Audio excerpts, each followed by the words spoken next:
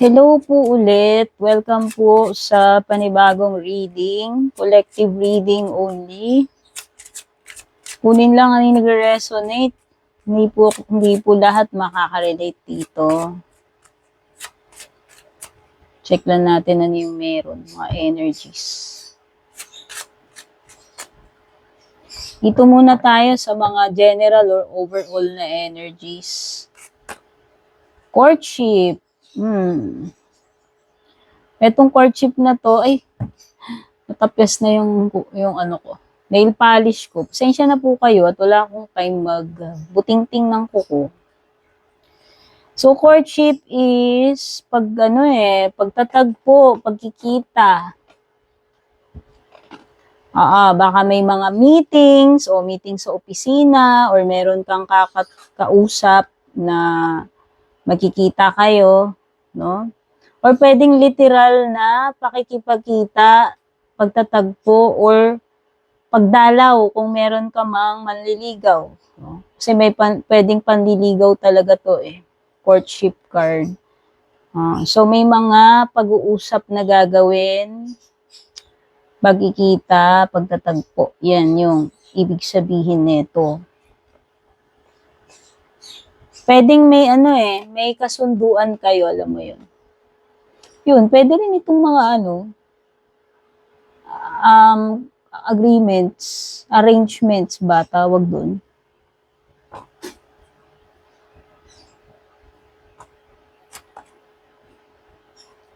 Mature man. Parang mentor energy. Someone na pwedeng siya yung sumusustento, tumutulong sa'yo. Nagga-guide sa'yo. Pwedeng professor or someone older. Kung meron man, o baka meron kayong admirer, manliligaw na may agwat, malayo agwat ng edad.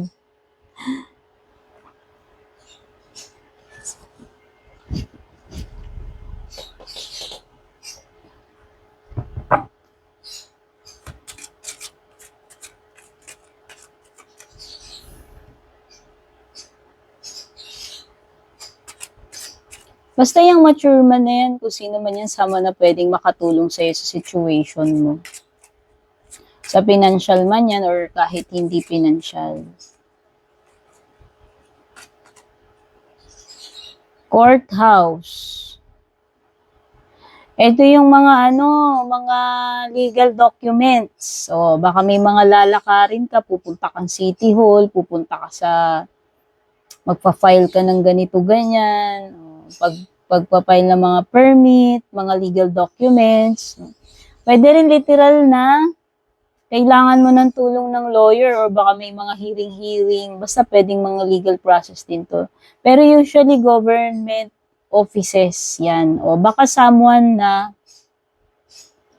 pwede mong lapitan, tutulungan ka kasi meron kang aasikasuhin na ipa-file mo, someone nga na working sa City Hall or mga legal, no? Mga affidavit, etc.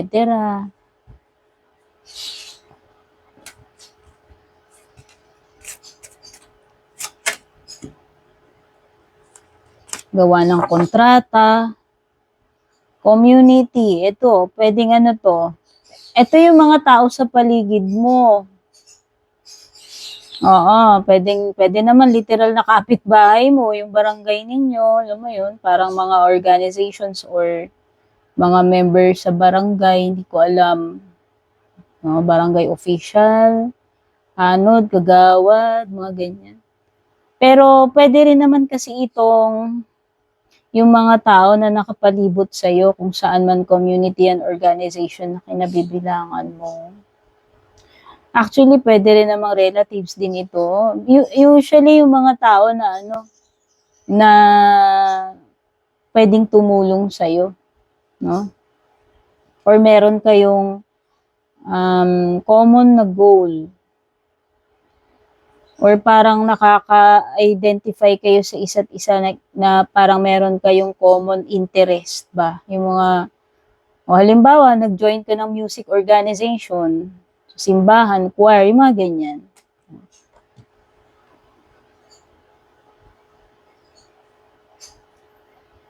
Basta nakikita ko rito may mga usapan, kasunduan, kontrata, mga documents, proseso, legal process, mga tao na pwede mong lapitan, tulungan ka pagdating dito sa kailangan mo, sa concern mo.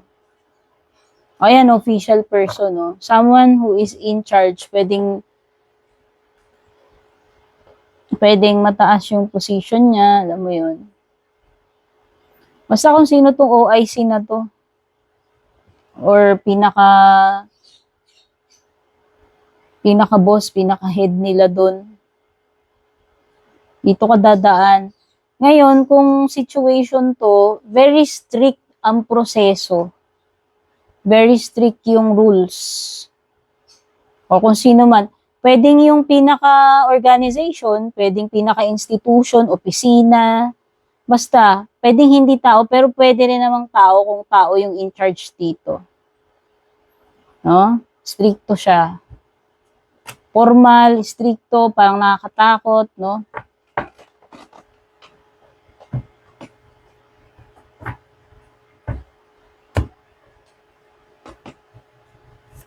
So, yun yung mga general energies.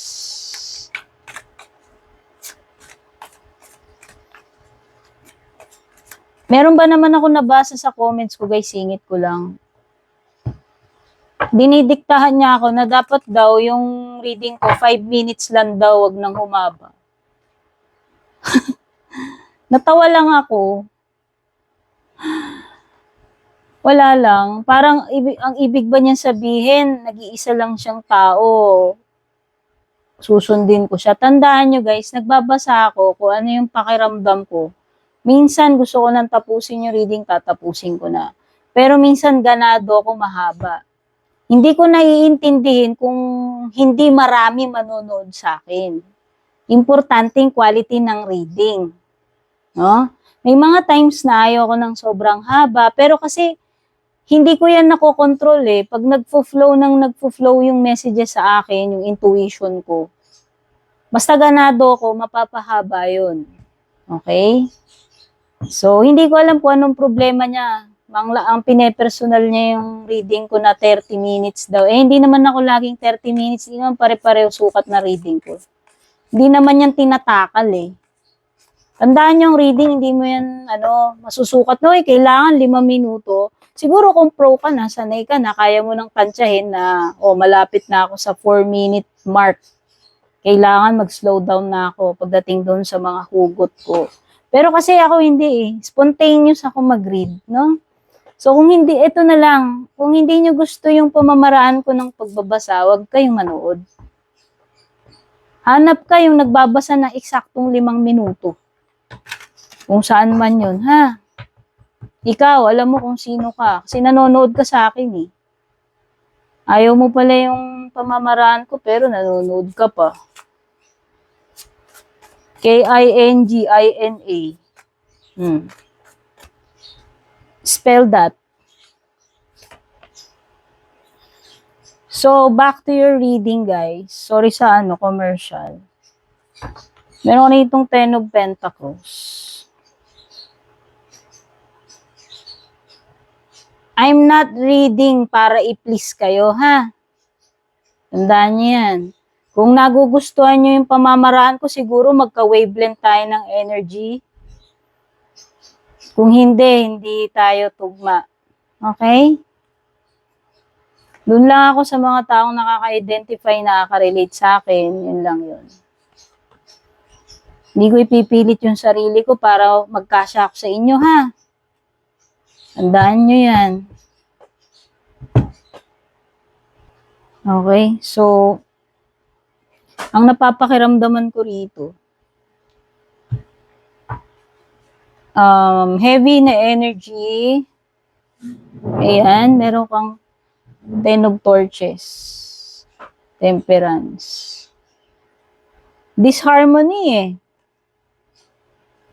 Yung parang ano, na nabibigatan na, napapagod na dito sa situation ninyo. Oo. Parang alam mo yung gusto na ng gusto nang magpahinga, gusto nang tumigil sa relasyon, sa connection kasi nakakapagod na. Parang yung isa kasi yung nagdadala ng weight dito, parang mag-isa niyang dinadala yun. So, ayan o, may imbalance with the temperance. Meron something dito na off balance eh. Kaya yung isa yung, parang yung isa lang ang nahihirapan. Yung isa lang ba yung nagsasacrifice, sa kanya lahat, siya lang yung nag-i-effort. No? Oo. Parang magulo ngayon yung situation nyo siguro. Hindi kayo okay sa isa't isa, hindi okay yung feelings sa sarili at saka sa isa't isa. Parang maliliit na bagay lang, lumalaki, hindi magkasundo about, no? At ito yun eh, yung temperance reverse, yung card na tubig langis, di ba? Ay, oh, fire water kasi to. So, parang kontrapelo. Alam mo yun, yung laging merong pagtatalunan, parang aso't pusa, hindi magkasundo sa mga bagay. No?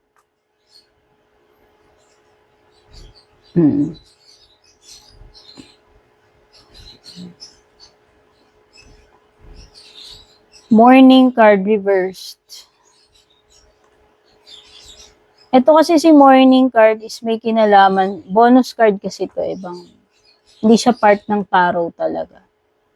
So, extra card ito dun sa deck na binili ko. Si morning card is may kinalaman sa sa beginnings, pero dahil lumitaw siya baliktad.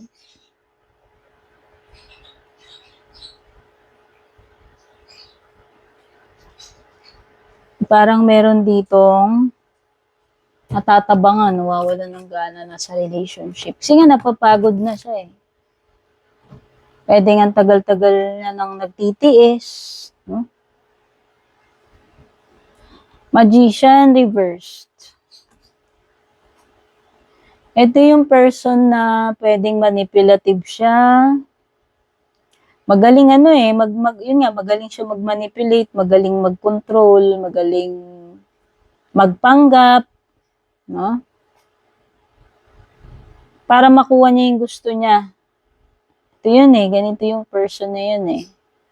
At saka nafe-feel ko parang energy ng ayaw magbago. Oo. Matigas ulo siguro. Ayaw mag-adjust. Palaging yung isa lang ang nagsasacrifice. Palaging yung isa lang ang nag-a-adjust. Kaya nga isa dito napapagod na. Huh? Oh, Four of Pentacles, may pagka-selfish. Diba? Sabi ko nga, yung isa lang, lagi, ang nagbibigay, nagsasacrifice. Yung isa ayaw mag-adjust. No? Ayan o. Ten of Swords. Puro mabibigat na energy to. Yung talagang nabibigatan na, natutorture na, napapagod na. Ang dami ng, alam mo yun, dami ng tinitiis dito sa relationship.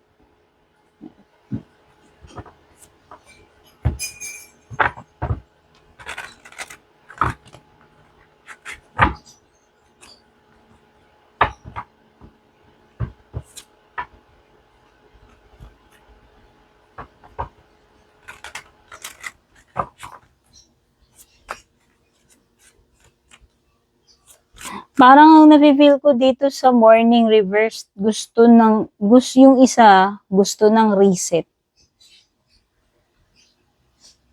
Kasi nga, burnout. Burnout na ito. Pagod na. Papagod na, about to give up na siguro. No? Nakakadyon, parang drained yung energy eh. Sabi ko nga, on the verge of giving up na eh.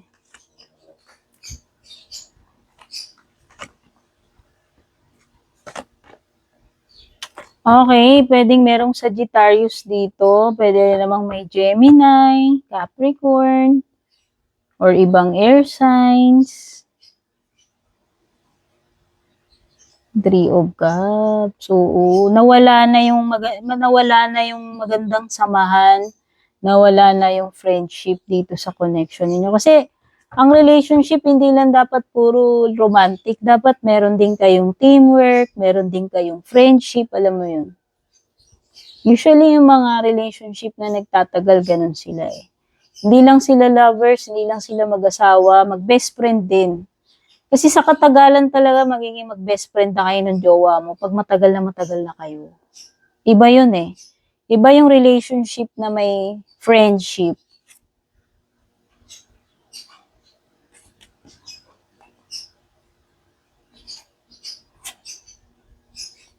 Matigas talaga ulo nito, ano? King of Swords. Siguro lagi siyang tama.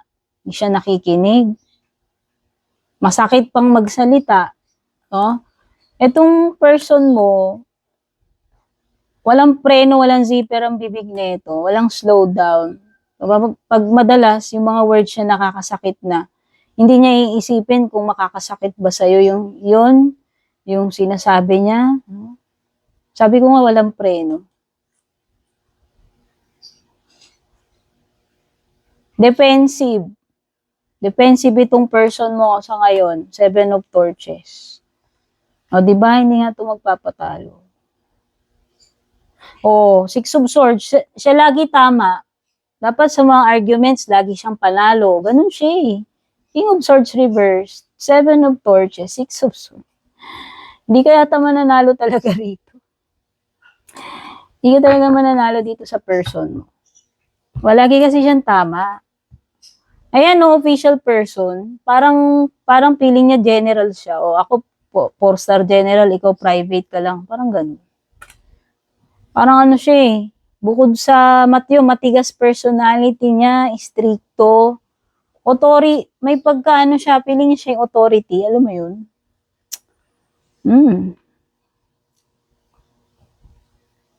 Ayan, no.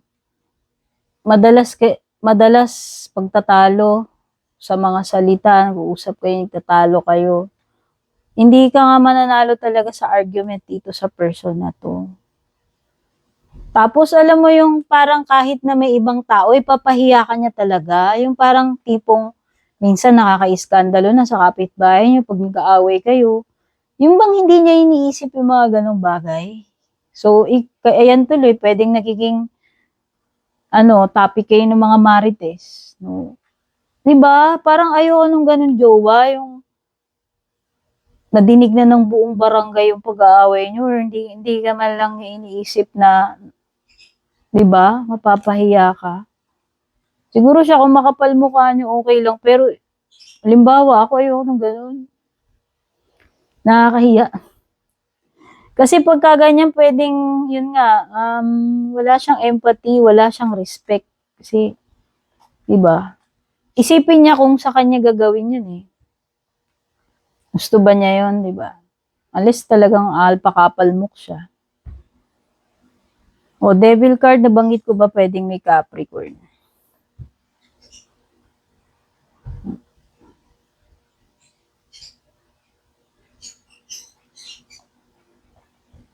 Pero alam mo yun, na parang,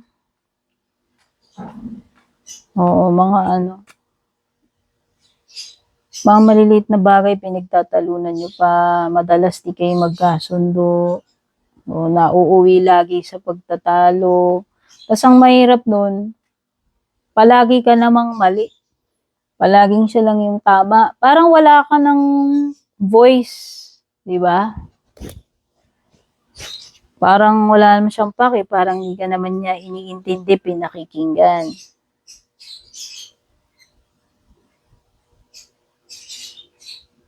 Actually, meron ng gustong kumalas dito eh, no? Kasi parang to eh.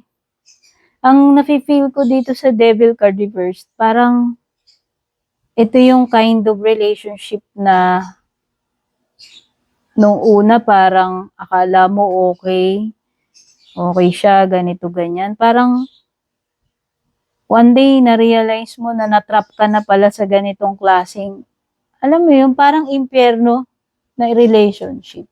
Dahil nga ganyan pala yung person. O baka nga seloso pa yan eh. Seloso eh. Parang kahit nahihirapan ka na, napapagod ka na, nahihirapan kang lumabas. Kung baga gusto mo, tap out ka na, gusto mo nang umexit. Pero hindi ganun kadali.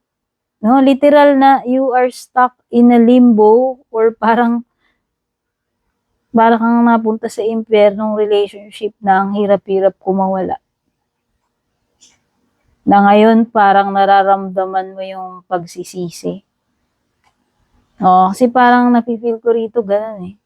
Disappointed ka, na napagod ka na, nade-drain ka na, tapos di ka makaalis, frustrated, nagsisisi ka. Doon yung halo-halong pakiramdam.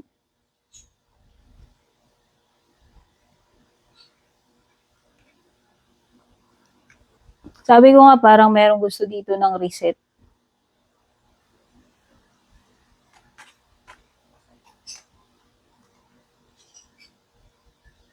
Pwede rin may pagka-immature dito, may Prince reverse.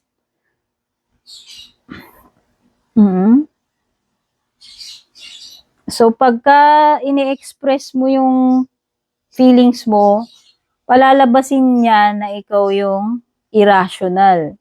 Palalabasin niya na masyado kang emotional, na isip bata ka, parang ginagaslight ka nga. Di ba sabi ko nga, magaling mag-manipulate to eh, mag-control. Laging sa'yo yung bola, laging sa'yo yung fault. Kasi nga, hindi nga siya nagkakamali, yung tingin niya sa sarili niya. So, every time na magla-lash out ka, every time na gagawa ka ng confrontation or explain mo yung sarili mo, parang lilitaw na, walang kakwenta-kwenta yun, na para ka lang nag-iinarte, nagmamaktol na bata, parang ganun lagi yung pinoproject nitong person na to. No? So, may ego, meron siyang merong complex itong person mo.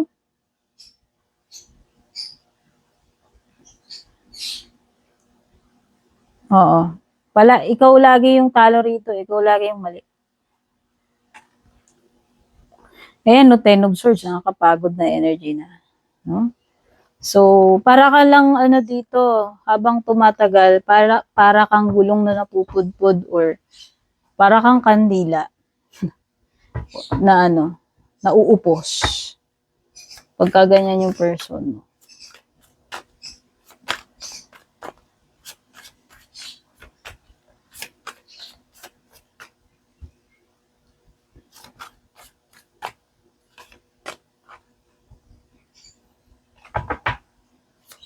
Four of Torches. Meron na talagang gustong kumalas. Makipaghiwalay, tumakas, umalis, no? Mag-alsa balutan, kung pwede lang. Kaya lang, sabi ko para kang na-trap dito, para kang natali, parang hindi ganun kadali. Kahit na-top out ka na, gusto mo nang umalis, no? Ace of Cups. So, di ba, na-drain ka na. May ikaw to. Nasasaid ka na eh.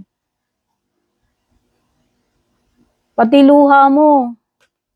Ayan, nakapuno ka na ng dagat sa dami ng niluha mo. Or pwedeng umiiyak ka, minsan parang wala nang luha. Pero yung pain nandun, yung iyak nandun. Alam mo yun, yung parang na ultimo luha mo. Ang dami mo ng sakit ng loob dito. Dami mo ng pagtitiis. Kaya nga sabi ko nga parang pagod na, oppressed na yan.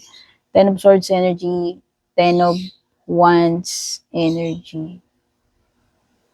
King of Pentacles. Oh, very stubborn talaga yung energy niya. Ayaw niya eh. Hindi siya yung mag-a-adjust eh. Ikaw. Basta siya, alam ko, yung tama. Ganun siya. Ganun siya katigas ulo. Napaka-controlling no energy, King of Pentacles. Oh, sabi ko nga, pwedeng napaka-stricto niya, or pwede pa ngang seloso, selosa.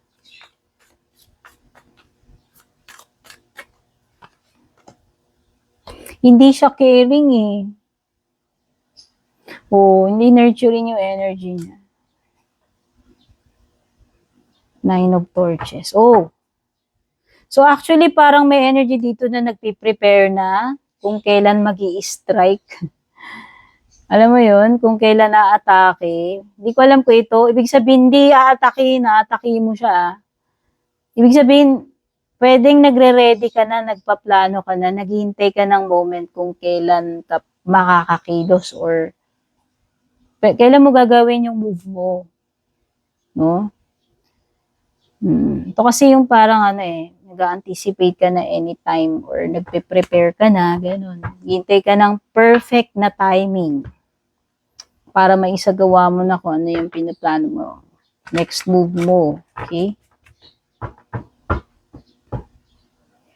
Gusto mo nang mag-set ng boundaries eh. Oo. Kumbaga, kung sa korte, parang restraining order. By the way, merong mga something legal na may kinalaman. O baka iba sa inyo talaga may ganun. Parang ayaw mo na talaga dito sa person na to, traumatized ka na, kailangan mo na ng protection ng law, restraining order, ganyan-ganyan. Pwede. Kasi fence yan eh. Magbibuild na ng fence eh. Pagiging defensive, protective. Kumbaga, parang ginagawa mo yung fence na yan para protekta mo yung sarili mo sa danger. Parang vigilant ka. Vigilant yun. Parang nag-expect ka anytime, baka meron din gagawin sa'yo to. Baka meron din siyang strategy. No? Pwedeng ganun, mind games or parang chess. Mauna, kung sino unang bumunot, char. Duelo.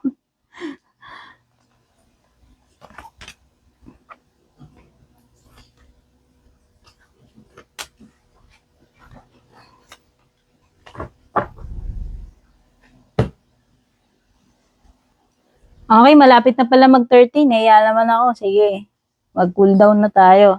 So, may lumitaw dito, Empress, Taurus, Libra. Sa ilalim, si Death card, Scorpio. Yan, ano? Six of Swords. Strength, ito si Leo. No? So, nasabi ko naman yung mga signs kanina, rewind yun na lang kung kalimutan nyo.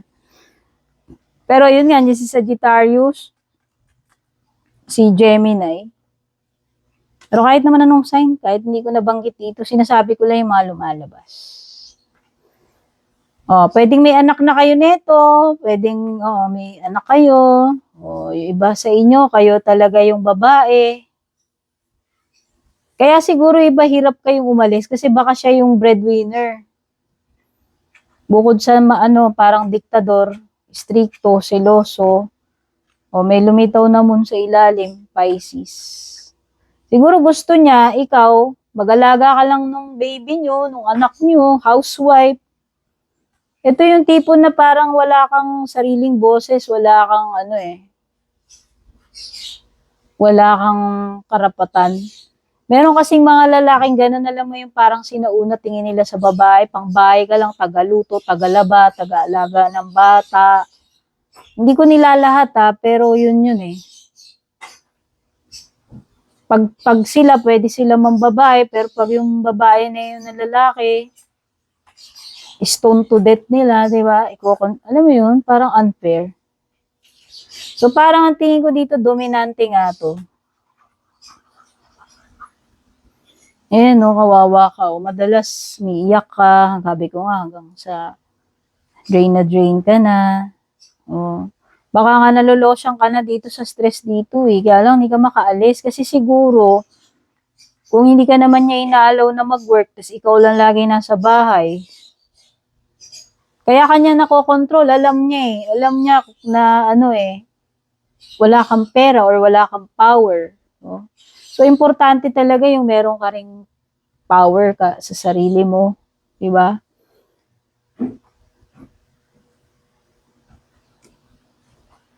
So, ayan, nakikita ko rito, parang hanggat kaya mong magtiis, nagtitiis ka, alam mo yun. O, kasi nga, pwedeng hindi mo rin kaya pa na, umalis. No? O, ayan, nakikita ko rito, parang ang problema mo, pera. Siguro, iniisip mo, kailangan mo muna ng stable job, makapag-apply ka, makahanap ka ng mapapasukan mo, tas pag may pera ka na, eventually makaipon ka, magagawa mo na rin yung mga plano mo. Especially kung talagang ayaw mo nang makisama rito sa person na to. Ayan o, iniisip ko na nagpaplano ka na isama mo yung anak nyo. Hindi ko alam kung tatakas kayo or paano yung gagawin nyo. Kasi nga nakikita ko dito, naghihintay ka ng timing na mag-strike ka eh. So actually, pwedeng kinakabahan ka pa nga dyan. Kaya nga kailangan mo ng mga tao na tutulong sa'yo dyan. Ayan o. Pwede kasing merong tumulong sa'yo sa pera or support. Kasi siguro talagang abusive to eh. Yan ang napipil ko dito sa person mo. Ano siya? Abusive. Baka nga nananakit pa yan. Minumura ka pa niyan. Kaya nga sabi ko parang ang dami mo ng kahihiyan, iskandalo, ang dami mo ng takot, ang dami mo ng stress, ang dami mo ng luha. So, ayun. Pray lang, dear, lakasan mo yung loob mo. Kung talagang sumakto sa'yo yung kwento na to, baka nga para sa'yo tong reading. Hindi ka naman iaalaw ng divine na magstay ka ng habang buhay sa ganyan, lalo na kung mabuti ka naman, wala ka namang ginawang kasalanan, di ba? So, yun yung nakikita ko rito. Ayan, no? Balak mo na rin mag-take ng action, gumagawa ka na ng mga plano, strategy mo, at mag-i-strike ka sa tamang time, basta prepared ka na. So, right now, ang nakikita ko dito is parang tiis-tiis ka lang muna hanggat, alam mo yon, preparado na yung lahat.